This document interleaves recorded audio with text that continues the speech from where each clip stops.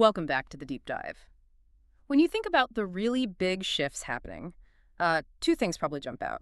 Cities getting bigger and bigger, and populations getting older. Absolutely, they're reshaping everything. And while that's happening everywhere, the impact feels different place to place. Right. So today we're zooming in on Tehran, a massive city, obviously.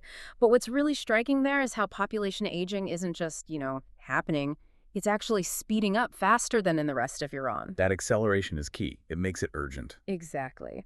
So our mission for this deep dive is to unpack some really thorough research, a study that tried to go beyond just numbers on a chart. They wanted to find the actual drivers making this faster aging seem, well, pretty much inevitable for Tehran. It's not just about predicting if it happens, but understanding why it's happening so quickly there. This isn't just a simple count. It's digging for the root causes. And the clock is ticking. I mean, the numbers are quite stark, aren't they? They really are. Globally, we expect about, 21% of people to be over 65 by 2050? But for Tehran province, they're looking at nearly 20% elderly by 2036. 2036, that's just over a decade away. It's incredibly soon, which highlights why standard demographic analysis isn't quite enough here. Yeah, you need to understand the whole picture. The economy, society, culture, Right. all of it. And looking at the source material, I was genuinely impressed by the methods they used. This wasn't a back-of-the-envelope calculation. No, definitely not. They used a proper mixed methods approach, grounded in something called future studies. It started with the STEEPV framework. Okay, break that down. Social, technological. That's it. Social, technological, economic, environmental, political, and the V is for values. It's a way to make sure you're looking at aging from absolutely every angle right from the start. Okay, but why go through all that complexity? STEEPV sounds academic. Couldn't they just focus on birth rates, death rates, migration? Why start so broad?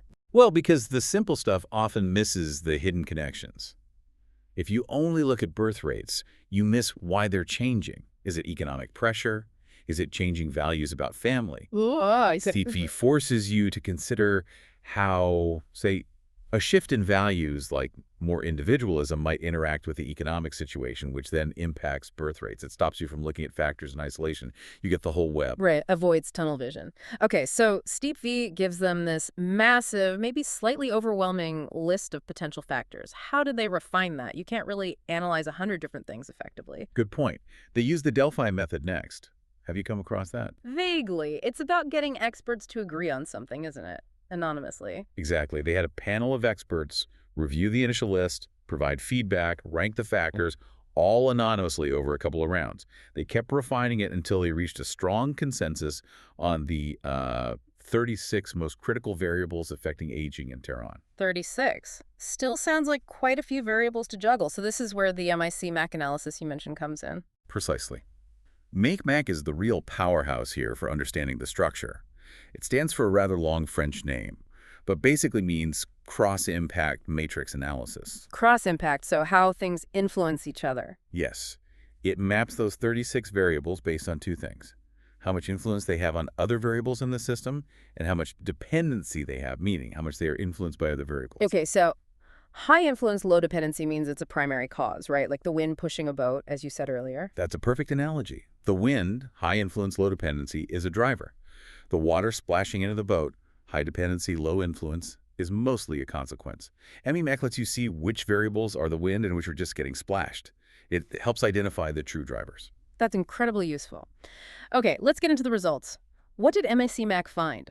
Starting with those high influence, low dependency ones, the engine, as I called them earlier, what's really pushing this aging trend in Tehran? The analysis pointed squarely at 4 key factors acting as primary drivers. And interestingly, they are largely macroeconomic and societal.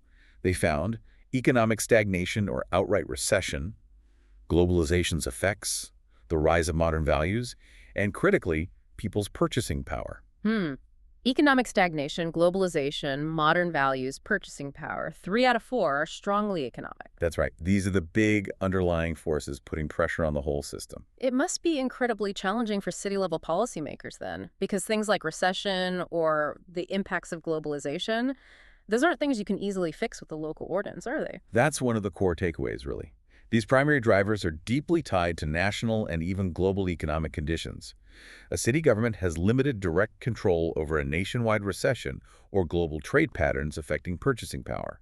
Their influence is somewhat external. difficult to counteract directly, especially quickly. Okay, so if that's the engine, let's talk about the areas where policy might have more leverage. The study called them dual role variables. High influence, but also highly influenced by others. Exactly. These are the potential strategic targets. They matter a lot for the aging trajectory, but because they're also dependent on other factors, you can potentially influence them to shift the whole system, their leverage points. Makes sense. And the analysis broke these down further. Yes, into two main clusters. Yeah. First, what the study termed risk variables. These are primarily socioeconomic. Risk variables. Why risk? What's the danger? The risk is that these factors, if left unmanaged, could quickly spiral and become major destabilizing forces in their own right. They have a high potential to worsen the situation rapidly. Think of them as potential accelerators. Gotcha. And which variables fall into this risk category? This cluster includes the overall economic status of society, the level of poverty, unemployment and employment rates, and economic inequality. So things like poverty and inequality aren't just sad outcomes.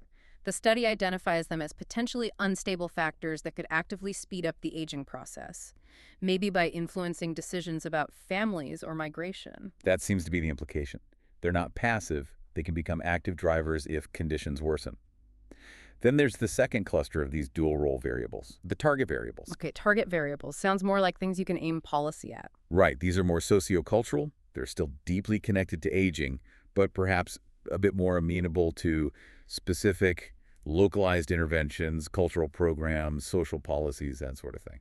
So what's in that cluster? What are the main targets? It's quite a broad group, actually, focused on how people live and connect. Things like general lifestyle, perceived quality of life, migration patterns within the country, political stability, but also individualism, personal values, the pace of urbanization, broader social values and beliefs, social inequality, and importantly, social capital at the strength of community ties. Interesting. So you've got the big economic pressures, then these risk and target variables that mediate the impact, and then you get the outcomes we usually focus on, the dependent variables. Precisely. These are the variables that are high dependency, low influence. They're mostly shaped by the other forces we've discussed. These are the symptoms, if you like. And these symptoms are, well, the demographic headlines. Right.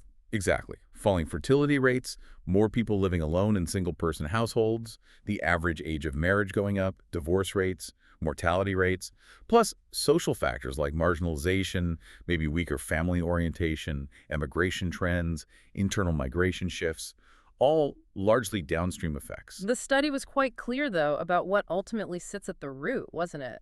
Which factors had the biggest indirect effect on everything else? Yes, the analysis really highlighted this. Those risk variables we talk about, overall economic conditions, poverty, recession, employment issues, economic inequality, these had the most powerful indirect influence rippling through the entire system. So the economic factors are like the first domino pushing all the others. That's a good way to put it. Yeah.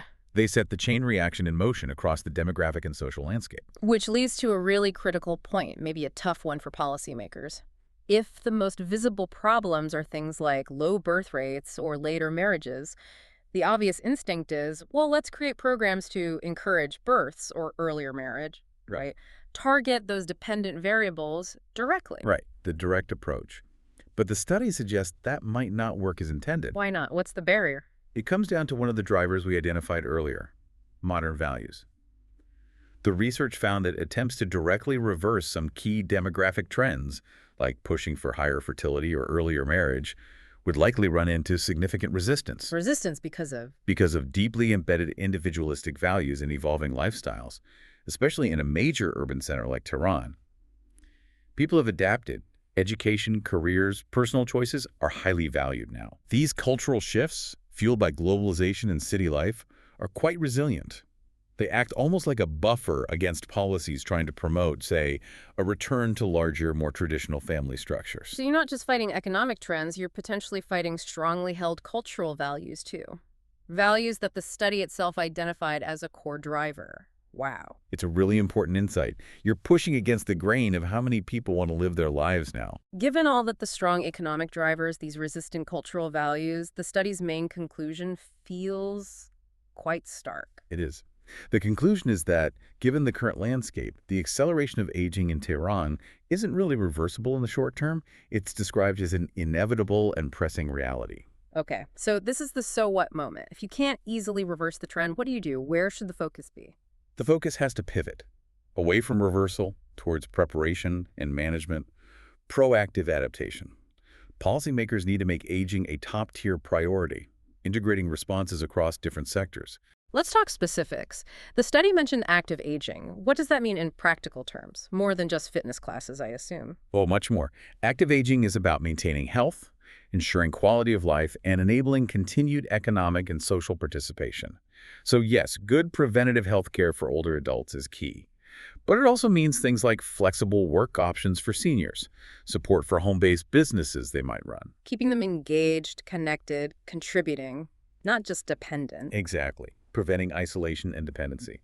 Then there's the physical city itself. Right, the age-friendly urban policies. How does Tehran need to change physically? This is huge. It means adapting the built environment. Think accessible public transport, safer streets for walking, more benches, maybe more green spaces, designed for all ages, and interestingly, they specifically called out reducing air pollution. Air pollution as an age-friendly policy. Explain that connection.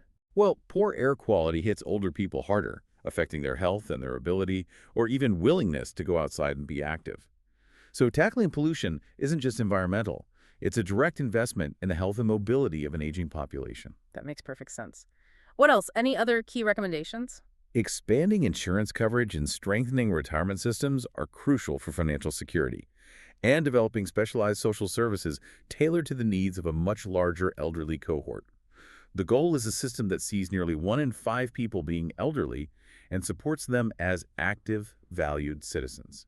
Okay, let's try to wrap this up for everyone listening. This deep dive shows Tehran's rapid aging isn't random. It seems to be driven primarily by big economic issues, recession, poverty, inequality, acting as the main engine. Right, but complicated by these powerful sociocultural shifts, like growing individualism and modern values, which make simple demographic fixes really difficult. So the path forward isn't about turning back the clock on demographics. It's about smart, proactive preparation and management, active aging support, age-friendly cities. Adapting to the reality. And remembering that managing those economic risk variables, poverty, inequality, is fundamental to managing the future demographic landscape. Which leads me to a final thought for you, our listeners, to maybe mull over. The study clearly links economic risks like poverty and inequality to faster aging, and it highlights cultural shifts towards individualism. So beyond just building ramps and parks, what strategies could you imagine that focus specifically on strengthening local social capital? Like community hubs, local networks. Exactly. Things like community centers, volunteer groups, maybe supporting local cooperative businesses. Yeah. Could strengthening that neighborhood-level social fabric and boosting local economic stability actually help build resilience? Could it be a way to counteract some of that individualism driver, helping Tehran navigate this profound shift from the ground up? Building community strength to buffer the big trends. That's definitely something worth thinking about. Something to consider. We'll leave it there for this deep dive.